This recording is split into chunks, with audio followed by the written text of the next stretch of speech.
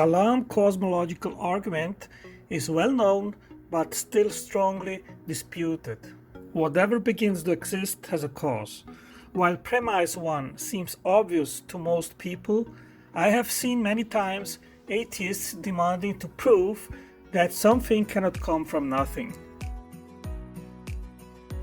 For it to... Because nothing has no power to do something. Okay, Something stop. cannot come Stop. from nothing. First of all, your assertion that something cannot come from nothing is something you cannot demonstrate. I don't have to demonstrate. Yes, you do. You don't just get to assert it and No. keep going. You know, yes, sir. You don't get to say something can't come from... Do you know why? Stop, I Otan. explained Stop. why. Stop. I'm explaining why you cannot merely assert that. Of course you can say it. I can say the moon is made of green cheese. You don't get to assert that something cannot come from nothing and expect someone to accept that until you demonstrate it. And you have no nothing with which to demonstrate this. Rabbits do not come out from the magician's hut from nothing. We know there is a trick involved. As Descartes famously said, nothing comes out of nothing. Absolutely nothing, as the absence of anything, can't do something. It has no potentialities. It is the contrary of being, non-being. 0 multiplied by 0 is 0. That is inductive reasoning which does not require empirical demonstration and testing. Nothing has no ontological value to be taken seriously as a possible explanation of anything, since it's the absence of any being. It cannot produce being. If there is no logical contradiction contained within the concept of nothing, then it could in principles and in fact exist. The state of non-being could be, but then we would not be here to talk about non-being. And since we are here, non-being has never been, but being has always been, in time and in eternity. An eternal being without beginning and without end exists. The law of cause and effect is the most universal and most certain of all laws. Every material effect must have an adequate cause. Hawking, in his last book before he died, wrote, "Spontaneous creation is the reason why there is something rather than nothing. Why we exist, why the universe exists, is not necessary to invoke God that set the universe going." And Lawrence Krauss wrote in his book A Universe from Nothing following, "Indeed, the immediate motivation for writing this book now is a profound discovery about the universe that has driven my own scientific research for most of past 3 decades, and that has resulted in the startling conclusion that most of the energy in the universe resides in some mysterious, now inexplicable form permeating all of empty space." It is not an understatement to say that this discovery has changed the playing field of modern cosmology. For one thing, this discovery has produced remarkable new support for the idea that our universe arose from precisely nothing. Answer: if we define nothing as the absence of anything, then the assertion that the universe arose from precisely nothing is hogwash, a pure irrational nonsense. But when you continue reading, it becomes clear that the nothing which Krauss describes is not in fact absolutely nothing. He goes on and writes, "As I have described already, the laws of quantum mechanics imply that on a very small scale, for very short times, empty space can appear to be a boiling, bubbling brew of virtual particles and fields wildly fluctuating in magnitude. It can be truly said that we all are here today because of quantum fluctuations in what is essentially nothing." If we are all stardust, as I have written, it is also true, if inflation happened, that we all literally emerged from quantum nothingness. Luke Barnes, a non-creationist astrophysicist who is a postdoctoral researcher at the Sydney Institute of Astronomy, University of Sydney, Australia, is scathing about Krauss and those who argue like him. First and foremost, I'm getting really rather sick of cosmologists talking about universes being created out of nothing. Krauss repeatedly talked about universes coming out of nothing, particles coming out of nothing, different types of nothing, nothing being unstable. This is nonsense. The word nothing is often used loosely. I have nothing in my hand, there's nothing in the fridge, etc. But the proper definition of nothing is not anything. Nothing is not a type of something, not a kind of a thing. It is the absence of anything. Virtual particles are subatomic theoretical entities, and it's not even clear that they actually exist as opposed to being merely theoretical constructs. These particles, if they are real, do not come out of anything. The quantum vacuum is a sea of fluctuating energy, an arena of violent activity that has a rich physical structure and can be described by physical laws.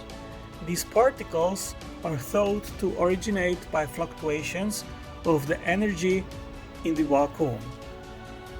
So it's not an example of something coming into being out of nothing, or something coming into being without a cause. The quantum vacuum and the energy locked up in the vacuum are the cause of these particles. And then we have to ask, well, what is the origin of the whole quantum vacuum itself? Premise 2. The universe began to exist. How do we know this? Many claim that we cannot know it. So from my understanding of it is that observations of a red shift indicate that things are moving apart from each other in the universe. And so if we were to rewind that, we would get to a possible singularity. And we have labeled the expanse of that singularity the Big Bang, kind of a misnomer, but that's all we have. And so the right thing to do is say, I don't know for the rest, because then you give yourself permission to learn, right? What you're doing is saying, I think that is a beginning point, therefore God. There's a chance it wasn't a beginning point, or there's a chance that that doesn't even make sense given the context of the way time and space interact. Where does the universe come from? There are following possible answers to the question of the origin of the universe. The universe is eternal. It always has existed and always will exist. There are various proposals like oscillating universes, multiverses, infinite, regress, and so on. The universe was created by something that was also created with an infinite number of events going back in creation. The universe is not eternal, rather it created itself out of nothing, or the universe is not eternal and did not create itself out of nothing, but instead was created by something or someone outside of itself. How can we know that the universe most probably had a beginning? Scientific reasons to conclude that the universe had a beginning. The Hubble constant describes the relationship of the expansion rate of the universe and the distance to distant galaxies. In 1917, Einstein came up with the term called the cosmological constant. Later, Friedmann and Belgian priest Lemaitre discovered that the value assigned to the cosmological constant to get the outward force of expansion and the contracting force of gravity are balanced just right and incredibly finely tuned.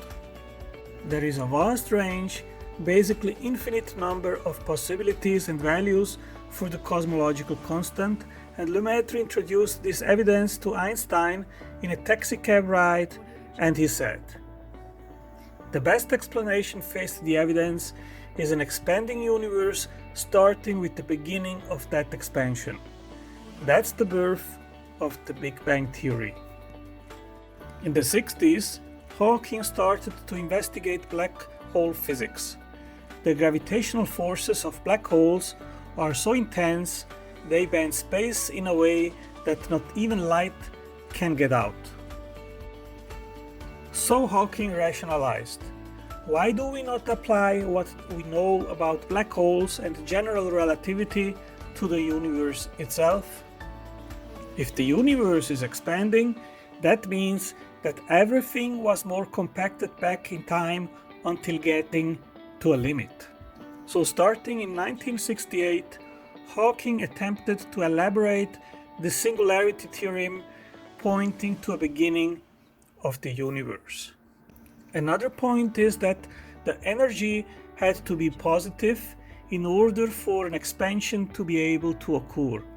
But according to quantum physics, where things are very small, energy would not have been positive, but fluctuating between positive and negative energy.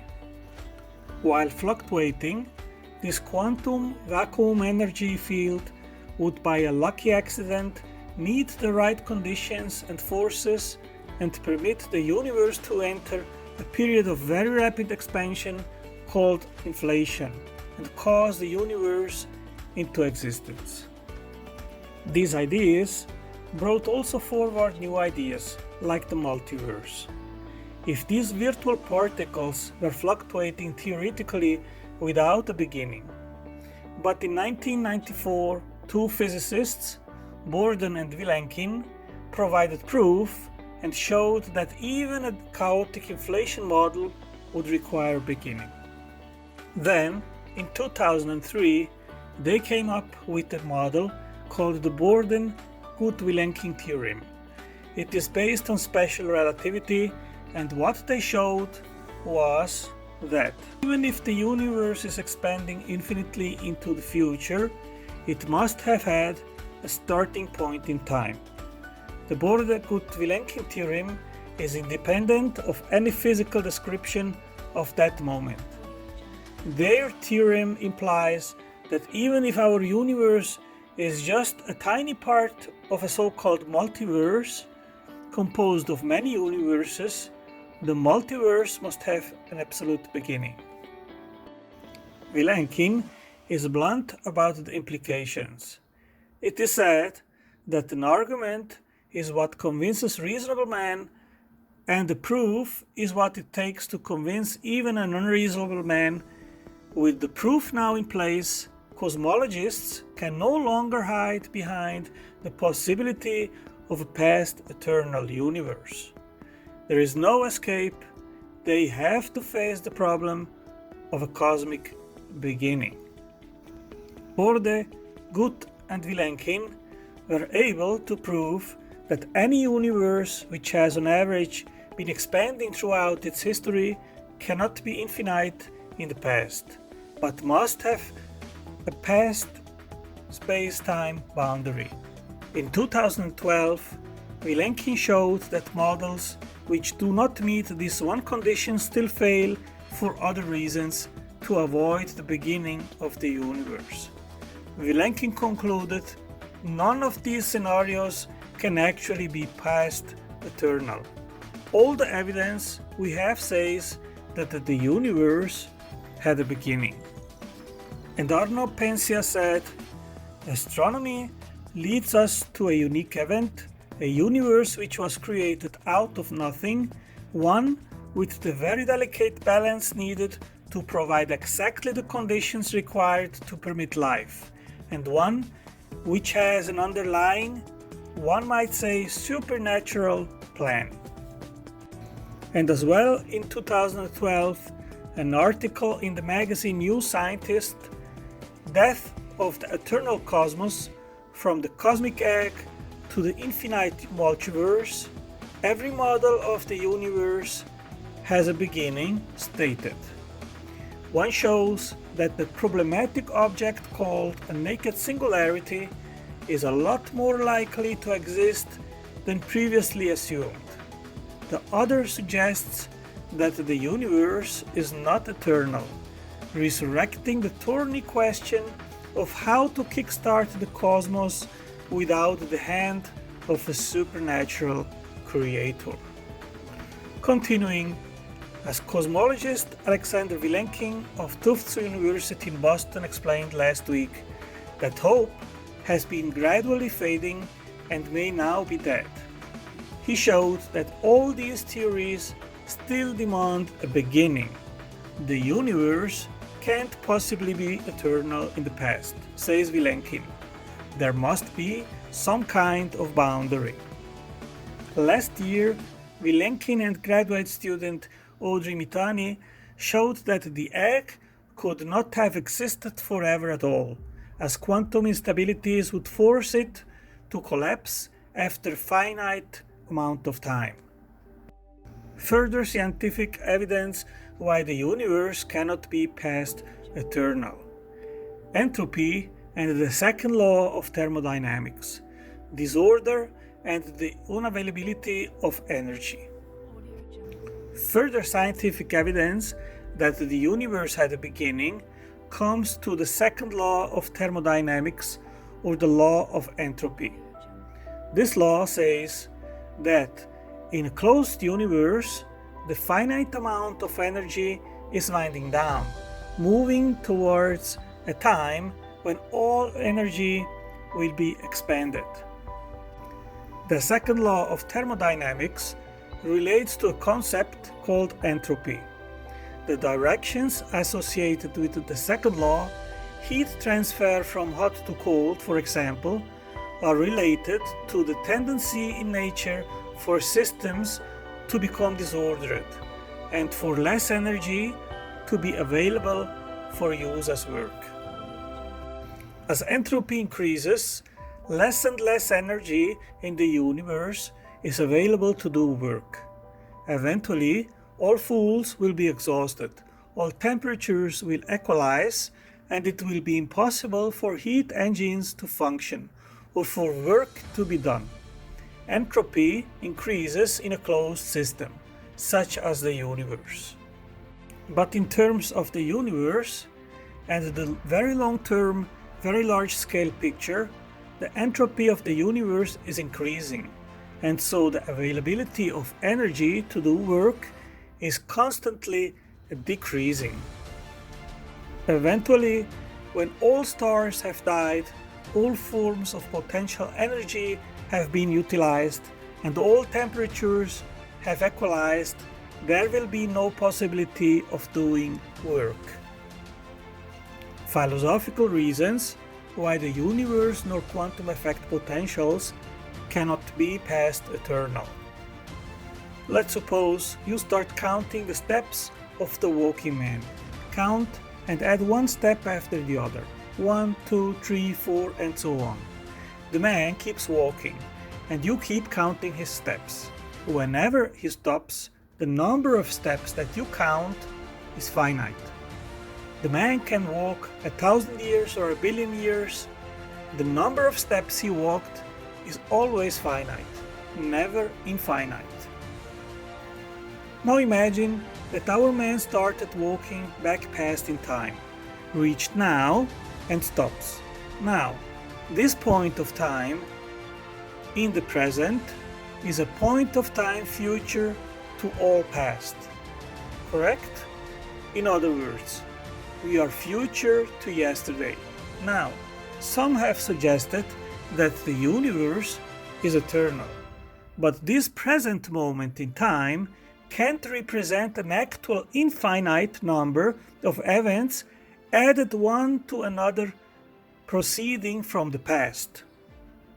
Time has proceeded forward from the past as one event is added onto another to get us to today. But we know that whenever you pause in the count, as we've done right now, that you can't have an infinite number of past events, which means that there is not an infinite number of events that goes backwards from this point in time.